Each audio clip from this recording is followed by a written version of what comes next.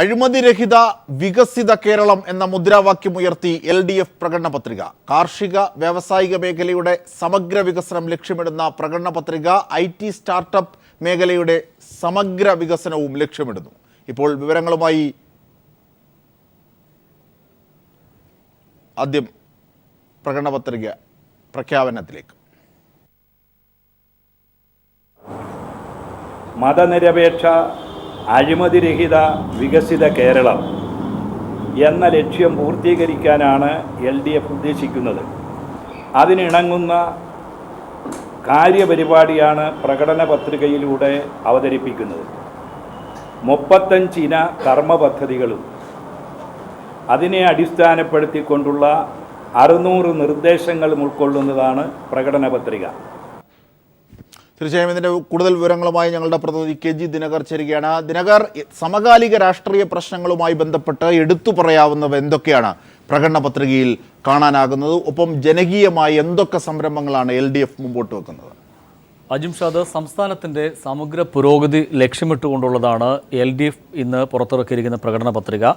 മതനിരപേക്ഷ അഴിമതിരഹിത വികസിത കേരളം എന്ന മുദ്രാവാക്യം മുൻനിർത്തിയാണ് പ്രകടന പത്രിക തയ്യാറാക്കിയിരിക്കുന്നത്. സാമൂഹ്യ, കാർഷിക, വ്യാവസായിക മേഖലകളിൽ വൻ കുതിച്ചുചാട്ടം സാധ്യമാക്കുന്നതാണ് പ്രകടന പത്രിക. 35 ഇന പരിപാടികളിൽ ഊന്നി നിന്നുകൊണ്ടാണ് ഈ പ്രകടന പത്രികയ്ക്ക് രൂപം നൽകിയിരിക്കുന്നത്. ഇതുമായി ബന്ധപ്പെടുത്തിക്കൊണ്ട് 600ഓളം നിർദ്ദേശങ്ങളാണ് പ്രകടന പത്രികയിൽ ഉൾപ്പെടുത്തുകയും ചെയ്തിരിക്കുന്നത്. അതിൽ പ്രധാനപ്പെട്ട ചില കാര്യങ്ങൾ ഇവയാണ്. 25 ലക്ഷം പേർക്ക് തൊഴിൽ. IT, ടൂറിസം മേഖലകളിലും ഇലക്ട്രോണിക്സ് തുടങ്ങി ആധുനിക വ്യവസായ മേഖലകളിലായി അഭ്യസ്തവിദ്യരായ യുവതി യുവാക്കൾക്ക് 5 വർഷം കൊണ്ട് 10 ലക്ഷം തൊഴിലവസരങ്ങൾ സൃഷ്ടിക്കും. കൃഷി, കെട്ടിട നിർമ്മാണം, വാണിജ്യം, ചെറുകിട വ്യവസായം തുടങ്ങിയ മേഖലകളിലായി 15 ലക്ഷം തൊഴിലവസരങ്ങളാണ് ലക്ഷ്യമിടുന്നത്. അതോടൊപ്പം 1500 സ്റ്റാർട്ടപ്പുകൾ, 1 കോടി ഇതിനായി 1 കോടി അധിക ചതുരശ്രടി IT പാർക്ക്, വിദേശ ടൂറിസ്റ്റുകളുടെ എണ്ണം ഇരട്ടിയാക്കും. എല്ലാ പൊതുമേഖലകളും ലാഭത്തിലാക്കും.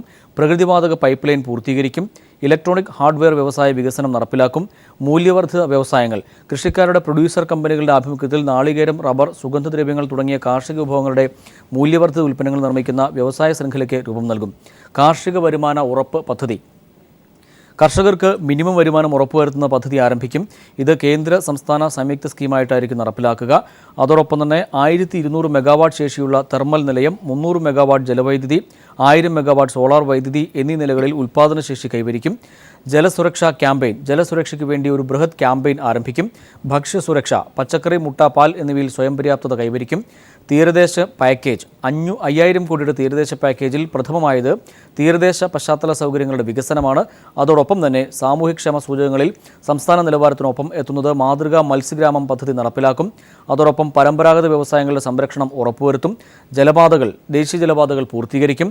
നിർദ്ദിഷ്ട പുതിയ റെയിൽവേ ലൈനുകൾ പൂർത്തീകരിക്കാൻ സമ്മർദ്ദം ചെലുത്തും. സംസ്ഥാനത്ത് നിലവിലുള്ള 2 വരി റെയിൽവേ പാത 4 വരി പാതയാക്കുന്നതിന് ഇന്ത്യൻ റെയിൽവേയുമായി ചേർന്ന് സംയുക്ത കമ്പനി ഉണ്ടാക്കും. ഇരട്ടിപ്പിക്കുന്ന പാത അതിവേഗ ട്രെയിൻ ഓടിക്കാൻ സജ്ജമാക്കാൻ ശ്രമിക്കും. ശുചിത്വ കേരളം, കേരളത്തെ ഇന്ത്യയിലെ ഏറ്റവും വൃത്തിയുള്ള സംസ്ഥാനമാക്കി മാറ്റും. ഇതിനായി ഉറവിട മാലിന്യ സംസ്കരണത്തിനായിരിക്കും മുൻഗണന നൽകുക. അതോടൊപ്പം തന്നെ ഭൂരഹിതർക്കെല്ലാം കിടപ്പാടം ലഭ്യമാക്കും. EMS പാർപ്പിട പദ്ധതി, MN ലക്ഷം വീട് പദ്ധതി എന്നിവ പുനരുജ്ജീവിപ്പിക്കും.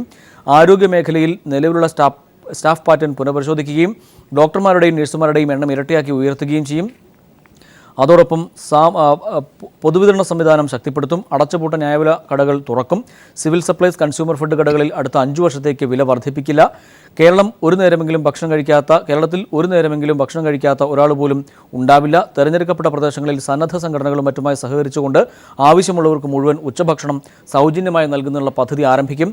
സാമൂഹ്യ സുരക്ഷാ പെൻഷൻ ജൂൺ 1 മുതൽ എല്ലാ പെൻഷനുകളും 1000 രൂപയായി ഉയർത്തും. അർഹരായ 60 വയസ്സ് കഴിഞ്ഞ മുഴുവൻ പേർക്കും പെൻഷൻ നൽകും. എല്ലാ വർഷവും കാലോചിതമായി വർദ്ധിപ്പിക്കും. കുടിശ്ശികയില്ലാതെ മാസം തോറും പെൻഷൻ വീട്ടിലെത്തിക്കും. സമ്പൂർണ്ണ ആരോഗ്യ ഇൻഷുറൻസ് എല്ലാവർക്കും ലഭ്യമാക്കും. ജില്ലാ സംസ്ഥാന സഹകരണ ബാങ്കുകളെ സംയോജിപ്പിച്ചുകൊണ്ട് കേരളത്തിൻ്റെതായ ഒരു വൻകിട ബാങ്കിന് രൂപം നൽകും. സഹകരണ മേഖലയിൽ ദ്വിതല സമ്പ്രദായമായിരിക്കും നടപ്പിലാക്കുക. അഴിമതിക്ക് അന്ത്യം കുറിക്കും. സദ്ഭരണം ഉറപ്പാക്കും. 2ാം ഭരണപരിഷ്കാര കമ്മീഷൻ നിർദ്ദേശങ്ങൾ നടപ്പിലാക്കും. ഗവേണൻസ് ഫലപ്രദമാക്കും. എല്ലാ പരാതികളിലും പ്രശ്നങ്ങളിലും 30 ദിവസത്തിനകം സർക്കാർ തലത്തിൽ തീർപ്പുണ്ടാക്കും. തുടങ്ങി സംസ്ഥാനത്തിൻ്റെ സമഗ്രമായ വികസനം ലക്ഷ്യമിട്ടുള്ളതാണ് ഈ പ്രകടന പത്രിക എന്നുള്ളതാണ് ഇതിലൂടെ വ്യക്തമാകുന്നത്. അജിംഷാദ്, അതായത് LDF വരും, എല്ലാം ശരിയാകും എന്നത് കേവലമായ അവരുടെ ഒരു വാചകം മാത്രമല്ല എന്ന് ലക്ഷ്യം വെക്കുന്ന കാര്യങ്ങൾ തന്നെയാണോ ഈ പ്രകടന പത്രികയിൽ ഉടനീളം നമുക്ക് കാണാനാകുന്നത്? അതായത് അധികാര വികേന്ദ്രീകരണത്തിൻ്റെ ഭാഗമായി നടപ്പാക്കേണ്ട കാര്യങ്ങൾ, അതിൻ്റെ പ്രായോഗിക വശങ്ങൾ, ഒപ്പം പെൻഷനെ സംബന്ധിച്ച്, ഒപ്പം ഭക്ഷണം, ഓരോരുത്തർക്കും ഒരു വ്യക്തി പോലും പട്ടിണി കിടക്കുന്ന സാഹചര്യം ഉണ്ടാകില്ല, അതിനുള്ള മാർഗങ്ങൾ എന്തൊക്കെ, ഇവയൊക്കെ പ്രകടന പത്രികയിൽ നിഴലിച്ചു കാണാം. സമഗ്രമായും ഒന്ന് വിലയിരുത്തുമ്പോൾ അജിംഷാദ്, തീർച്ചയായും രാജ്യത്തിൻ്റെ സമഗ്ര വികസനത്തിന് ഉതകുന്നതും അതോടൊപ്പം തന്നെ സാധാരണക്കാരായിട്ടുള്ള പട്ടിണിക്കാരായിട്ടുള്ളവരുടെ പ്രശ്നങ്ങൾക്ക്, അടിസ്ഥാന വർഗങ്ങളുടെ പ്രശ്നങ്ങൾക്ക് പരിഹാരം കാണുന്നതും ഉൾപ്പെടെയുള്ള കാര്യങ്ങൾ മുൻനിർത്തിയാണ് ഈ പ്രകടന പത്രിക തയ്യാറാക്കിയിരിക്കുന്നത്. ഈ പ്രകടന പത്രിക കേവലം പ്രകടന പത്രികയായി മാത്രം അവശേഷിക്കുകയില്ല എന്നും LDF ചൂണ്ടിക്കാട്ടുന്നു. കാരണം LDF അധികാരത്തിലെത്തിയാൽ ഒരു കലണ്ടർ തയ്യാറാക്കിക്കൊണ്ട് ആ കലണ്ടറിൻ്റെ അടിസ്ഥാനത്തിൽ അധികാരത്തിൽ എത്തിയ ഉടൻ തന്നെ ഈ പ്രകടന പത്രിക നടപ്പാക്കുന്നതിന് വേണ്ടി ശക്തമായ നിലപാടുകൾ സ്വീകരിക്കും. അതോടൊപ്പം ഓരോ വർഷവും ഈ പ്രകടന പത്രികയിൽ പറഞ്ഞിരിക്കുന്ന കാര്യങ്ങൾ എത്രത്തോളം പൂർത്തിയായി എന്നതുൾപ്പെടെയുള്ള കാര്യങ്ങൾ പരിശോധിച്ച് പൊതുജനങ്ങളിൽ നിന്നുകൂടി അഭിപ്രായങ്ങൾ സ്വരൂപിച്ചുകൊണ്ട് അതിന് വരുത്തേണ്ട മാറ്റങ്ങൾ ഉൾപ്പെടെയുള്ള കാര്യങ്ങൾ ചർച്ച ചെയ്യുകയും അത് ഓരോ വർഷവും അതിന് മാറ്റങ്ങൾ വരുത്തിക്കൊണ്ട് മുന്നോട്ട് പോവുകയും ചെയ്യും എന്നും പ്രകടന പത്രിക വ്യക്തമാക്കുന്നുണ്ട്. അതോടൊപ്പം മദ്യം കേരളത്തിൽ ഗുരുതരമായ സാമൂഹ്യ വിപത്തായി മാറിയിട്ടുണ്ട്. മദ്യത്തിൻ്റെ ലഭ്യതയും ഉപയോഗവും പടിപടിയായി കുറയ്ക്കാൻ സഹായകരമായ നയമായിരിക്കും ഇടതുപക്ഷ ജനാധിപത്യ മുന്നണി സർക്കാർ സ്വീകരിക്കുക. മദ്യവർജനത്തെ പ്രോത്സാഹിപ്പിക്കുന്നതിന് ഇന്നുള്ളതിനേക്കാൾ കൂടുതൽ ശക്തമായ ഇടപെടൽ സർക്കാരിൻ്റെ ഭാഗത്തു നിന്ന് ഉണ്ടാകും. ഇതിനായി സാക്ഷരതാ പ്രസ്ഥാനത്തിൻ്റെ മാതൃകയിൽ അതിവിപുലമായ ഒരു ജനകീയ ബോധവൽക്കരണ പ്രസ്ഥാനത്തിന് രൂപം നൽകും. ഡി അഡിക്ഷൻ സെൻ്ററുകൾ സ്ഥാപിക്കും. മദ്യവർജന സമിതിയും സർക്കാരുമായുള്ള സഹകരണം ശക്തിപ്പെടുത്തും. മദ്യം പോലെ തന്നെ സാമൂഹ്യ ഭീഷണിയായ കഞ്ചാവും മയക്കുമരുന്നും വ്യാപകമാവുകയാണ്. ഇതിനെതിരെ കർശനമായ നടപടികൾ സ്വീകരിക്കുമെന്നും പ്രകടന പത്രിക ചൂണ്ടിക്കാട്ടുന്നുണ്ട്. അതോടൊപ്പം ക്രമസമാധാന പാലനവും രംഗത്തും ശക്തമായ ഇടപെടൽ നടത്തേണ്ടതുണ്ട്. അത്തരം കാര്യങ്ങളും വിശദമായി ഈ പ്രകടന പത്രികയിൽ ചൂണ്ടിക്കാട്ടുന്നുണ്ട്. ഞാൻ നേരത്തെ സൂചിപ്പിച്ചതുപോലെ 35 ഇന പരിപാടികളുടെ അടിസ്ഥാനത്തിൽ 600ഓളം നിർദ്ദേശങ്ങളാണ് സംസ്ഥാനത്തിൻ്റെ സമഗ്രമായ വികസനത്തിന് ഉതകുന്ന രീതിയിൽ ഇതിൽ ഉൾപ്പെടുത്തിയിരിക്കുന്നത്. കാർഷിക മേഖലയിൽ പച്ചക്കറിയിൽ സ്വയം പര്യാപ്തത കൈവരിക്കും. അതോടൊപ്പം ഇതിനായി ജൈവ പച്ചക്കൃഷിയിൽ ഊന്നിക്കൊണ്ടുള്ള ജനകീയ ബദൽ ക്യാമ്പയിൻ ആരംഭിക്കും. 50,000 ഹെക്ടറിൽ ജൈവ പച്ചക്കറി കൃഷി പ്രോത്സാഹിപ്പിക്കും. മറ്റൊരു പ്രധാനപ്പെട്ട സംഭവം, നെൽകൃഷി ഭൂമിയുടെ വിസ്തൃതി 3 ലക്ഷം ഹെക്ടറായി ഉയർത്തും. ഉൽപ്പാദനം 10 ലക്ഷം ടണ്ണാക്കും. റിയൽ എസ്റ്റേറ്റുകാർ വാങ്ങി തരിശിടുന്ന പാടശേഖരങ്ങൾ ഏറ്റെടുത്ത് കർഷക ഗ്രൂപ്പുകൾ വഴി കൃഷി ചെയ്യാനുള്ള അധികാരം പഞ്ചായത്തുകൾക്ക് നൽകും. ഗ്രൂപ്പ് ഫാമിംഗ് പ്രോത്സാഹിപ്പിക്കും. അതോടൊപ്പം മറ്റൊരു പ്രധാനപ്പെട്ട സംഭവം, എല്ലാ കാർഷികോൽപ്പന്നങ്ങൾക്കും ആദായകരമായ വില ഉറപ്പാക്കുമെന്നും പ്രകടന പത്രിക വ്യക്തമാക്കുന്നുണ്ട്. അതോടൊപ്പം പച്ചക്കറി കൃഷിക്കാർക്കും നെൽകൃഷിക്കാർക്കും പലിശരഹിത വായ്പ ഉറപ്പാക്കുമെന്നും പ്രകടന പത്രികയിൽ ചൂണ്ടിക്കാട്ടുന്നുണ്ട്. മറ്റൊരു പ്രധാനപ്പെട്ട വിഷയം റബ്ബർ കൃഷിയുമായി ബന്ധപ്പെട്ടുകൊണ്ടാണ്.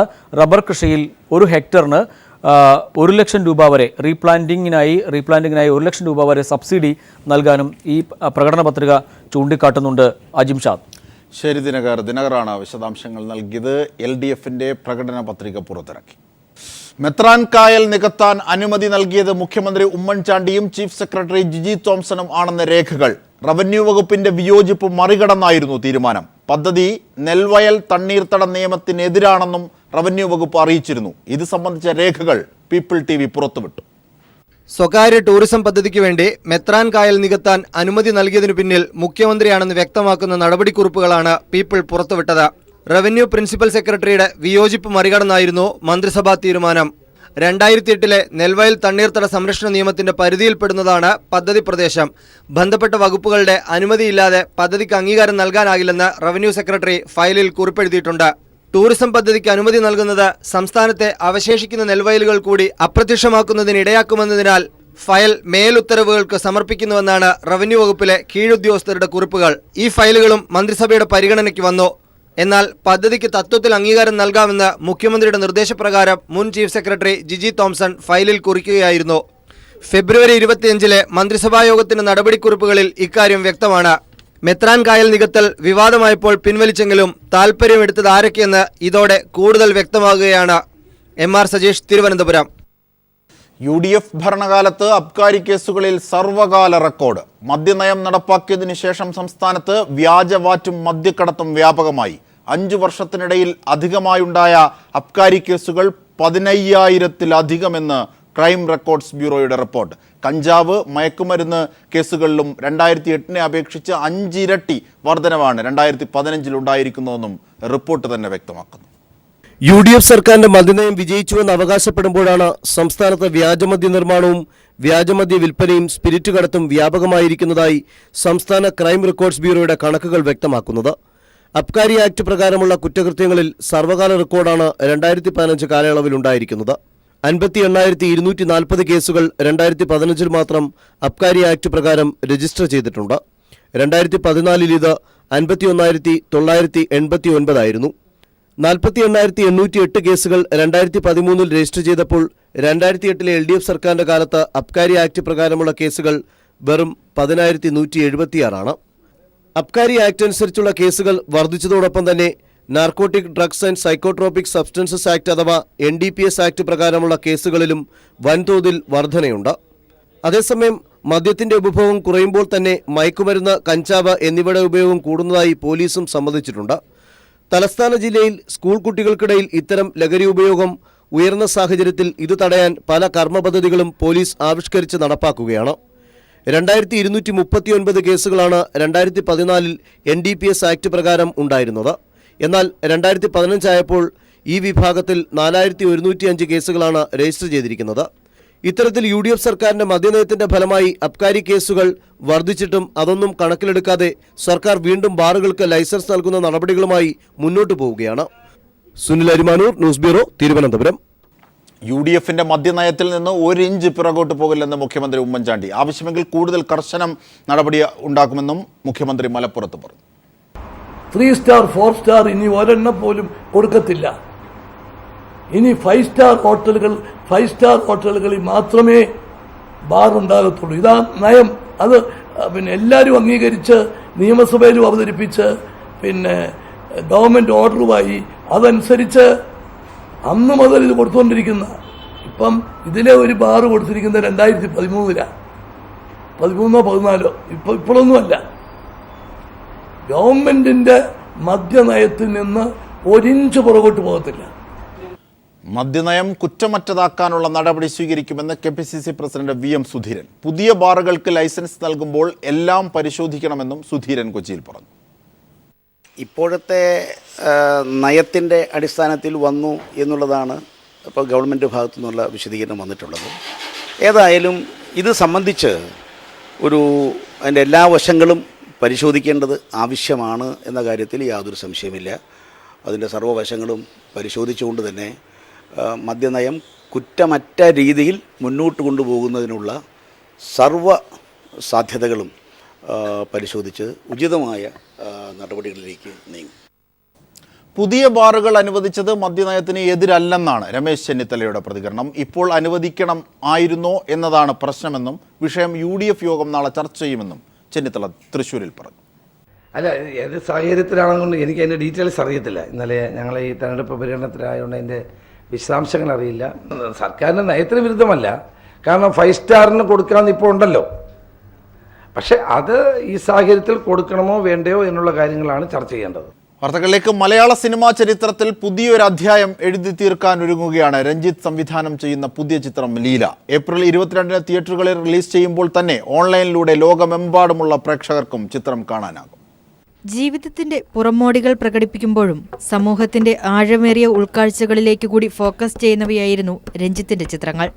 ഒരുപക്ഷെ സമകാലികരായ മറ്റേത് ചലച്ചിത്രകാരനേക്കാളുമേറെ രഞ്ജിത്തിന്റെ ചലച്ചിത്രങ്ങളെ ഗൗരവമേറിയ ചർച്ചകൾക്കും വിശകലനങ്ങൾക്കും വിധേയമാക്കുന്നതും ഇതുകൊണ്ട് തന്നെ. വിവാദങ്ങളുടെ ചുഴികളെല്ലാം നീന്തിക്കടന്ന പുതിയ ചിത്രമായ ലീല ഏപ്രിൽ 22 തിയേറ്ററുകളിൽ എത്തുന്നത് പുതിയൊരു ചരിത്രം കൂടി സൃഷ്ടിച്ചുകൊണ്ടായിരിക്കും. തിയേറ്ററുകളോടൊപ്പം ലോകമെമ്പാടുമുള്ള പ്രേക്ഷകർക്ക് ഓൺലൈനിലൂടെയും ചിത്രം കാണാനാകും. അങ്ങനെ മലയാളത്തിലെ ആദ്യത്തെ ഓൺലൈൻ റിലീസിംഗിന് കൂടി തയ്യാറെടുക്കുകയാണ് ലീല. ആധുനിക സാങ്കേതികതയുടെ അപാര സാധ്യതകൾ കൂടി ഉപയോഗിക്കുന്നതോടെ തന്റെ കലാവിരുത് സാങ്കേതിക വിദ്യയിൽ കൂടി സമാന്തരമായി സമന്വയിപ്പിക്കുന്നുണ്ട് രഞ്ജിത്ത്.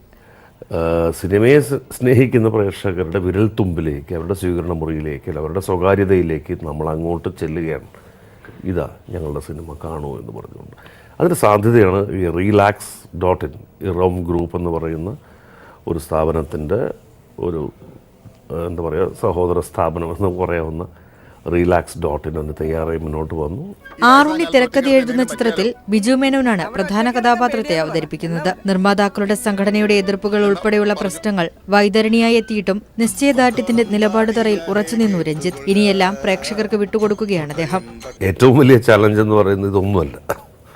ഈ കടന്നു വന്നതിനിടയിലുണ്ടായിട്ടുള്ള പ്രശ്നങ്ങളൊന്നുമല്ല ചലഞ്ച് എന്ന് പറയുന്നത്. ചലഞ്ച് എന്ന് പറയുന്നത് സിനിമ പ്രേക്ഷകൻ്റെ മുമ്പിലെത്തിച്ച് പ്രേക്ഷകൻ്റെ വിലയിരുത്തലും അവരുടെ അഭിപ്രായവുമാണ് ഏറ്റവും വലിയ ചലഞ്ച്. അത് പോസിറ്റീവായി ലഭിക്കുമെങ്കിൽ ബാക്കി പിന്നിട്ട വഴികളിലുണ്ടായിരുന്ന പ്രശ്നങ്ങളൊന്നും തന്നെ നിസ്സാരമാണെന്ന് വിശ്വസിക്കുന്ന ആളാണ് ഞാൻ. News desk. കേന്ദ്ര വിദേശകാര്യമന്ത്രി സുഷമ സ്വരാജിന്റെ ഇറാൻ സന്ദർശനം വിവാദമാകുന്നു. ഇറാനിലെ പ്രമുഖ നേതാക്കളുമൊത്തുള്ള ചർച്ചകൾക്കിടയിൽ ശിരോവസ്ത്രം ധരിച്ചാണ് പ്രത്യക്ഷപ്പെട്ടത്. ഇതാണ് വിവാദമായത്. വിമർശനങ്ങൾ രൂക്ഷമായത് BJPയെയും പ്രതിരോധത്തിലാക്കി. 2 ദിവസത്തെ ഇറാൻ സന്ദർശനത്തിനായാണ് സുഷമ സ്വരാജ് ടെഹ്റാനിലെത്തിയത്. ഇറാൻ പ്രസിഡന്റ് ഹസൻ റുഹാനി, വിദേശകാര്യമന്ത്രി സാരിഫ്, ആത്മീയ നേതാവ് അയത്തുള്ള അലി ഖംന തുടങ്ങിയ രാജ്യത്തെ പ്രമുഖ നേതാക്കളുമായി അവർ കൂടിക്കാഴ്ച നടത്തുകയും ചെയ്തു. എന്നാൽ ഇവരുമൊത്തുള്ള കൂടിക്കാഴ്ചയുടെ പുറത്തുവന്ന ദൃശ്യങ്ങളാണ് BJPയെയും സുഷമയെയും ഇപ്പോൾ വെട്ടിലാക്കിയിരിക്കുന്നത്. ശിരോവസ്ത്രം ധരിച്ചുകൊണ്ടാണ് സുഷമ ഈ ദൃശ്യങ്ങളിലെല്ലാം പ്രത്യക്ഷപ്പെടുന്നത്. പിങ്ക് നിറമുള്ള സാരി ധരിച്ചപ്പോഴും തല മുസ്ലിം സ്ത്രീയെപ്പോലെ മറച്ചിട്ടുണ്ട് സുഷമ.